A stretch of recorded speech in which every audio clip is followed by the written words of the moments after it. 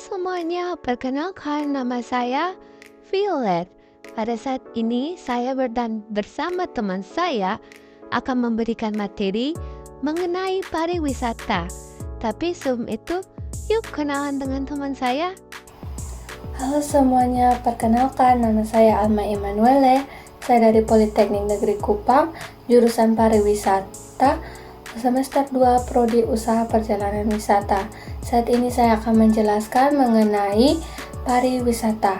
Menurut United World Tourist Organization, pariwisata adalah suatu kegiatan yang dilakukan oleh seseorang atau sekelompok orang dengan berpergian ke suatu tempat dan tinggal di suatu lingkungan yang tidak biasa dengan kurun waktu kurang dari setahun dan tujuannya untuk berlibur, berbisnis, dan lain sebagainya.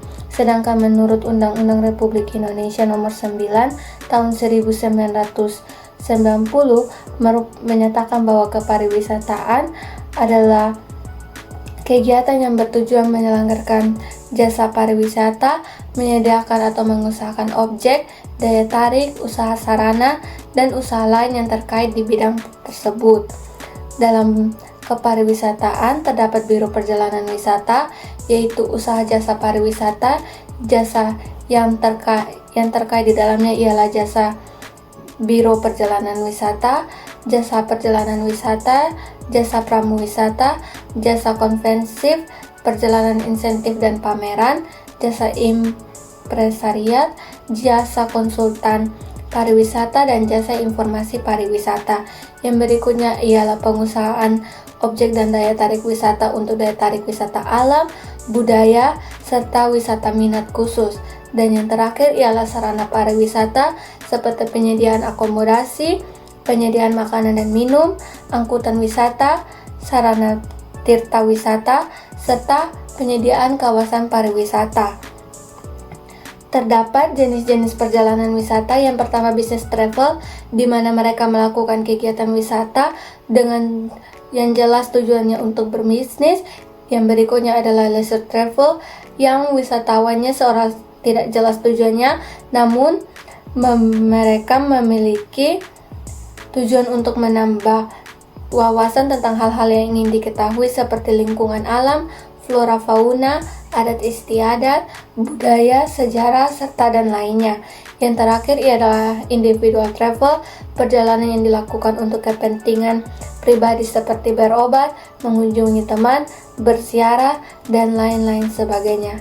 Seperti yang kita ketahui, biro perjalanan ialah sebuah perusahaan komersial dan perusahaan yang menyediakan jasa dengan tujuan mempersiapkan dan mengurus perjalanan seseorang dan segala kebutuhan dalam perjalanan tersebut. Oleh karena itu, biro perjalanan usaha wisata memberikan penerangan atau informasi tentang segala sesuatu yang berhubungan dengan masalah perjalanan, baik yang pada umum atau pada khususnya. Yang berikutnya, fungsi khusus biro perjalanan wisata yaitu sebagai perantara antara wisatawan dan juga perusahaan industri pariwisata seperti hotel, transportasi, dan lainnya, serta mereka juga memberikan informasi menyangkut perjalanan wisatawan, terutama daerah wisatawan yang akan dikunjungi. Yang berikutnya, travel biro perjalanan wisata sebagai organisator, di mana mereka dapat menciptakan kerjasama yang baik antara wisatawan atau pelanggan dengan industri wisata yang berperan sebagai supplier.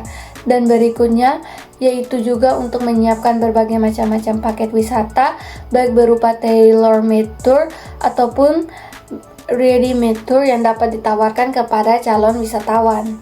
Berikutnya terdapat agen perjalanan wisata, yaitu badan usaha yang menyelenggarakan usaha perjalanan dan bertindak sebagai penjual dan untuk mengurus jasa untuk melakukan perjalanan.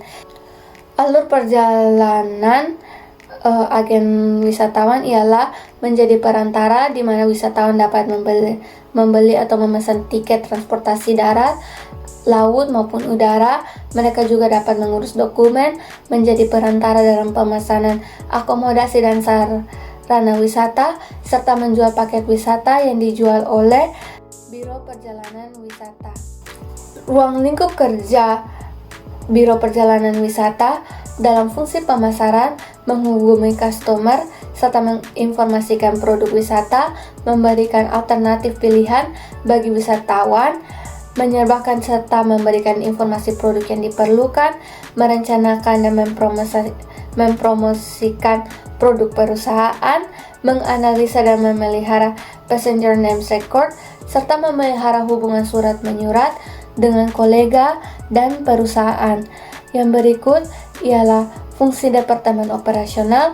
Yang pertama ialah mengoleksi dan meninjau ulang brosur literatur lain dari pemasok dan menetapkan informasi yang terkini atau yang terbaru, menerbitkan tiket atau issue tiket, mengupayakan peluang pemesanan tur maupun tiket, menjaga dan mengontrol atau memantau stok tiket, menjaga agar info tarif selalu terbaru atau update, merancang paket wisata baik yang ready-made tours atau tailor-made tours. Yang berikutnya ialah menyiapkan perhitungan harga, menerima pemesanan jasa, dan melakukan proses penyiapan layanan kepada supplier. Dan yang lalu menyelesaikan proses akhir pemesanan jasa dan pelaksanaan layanan jasa, serta mengarsipkan dokumen perusahaan. Mungkin sekian dari saya. Terima kasih.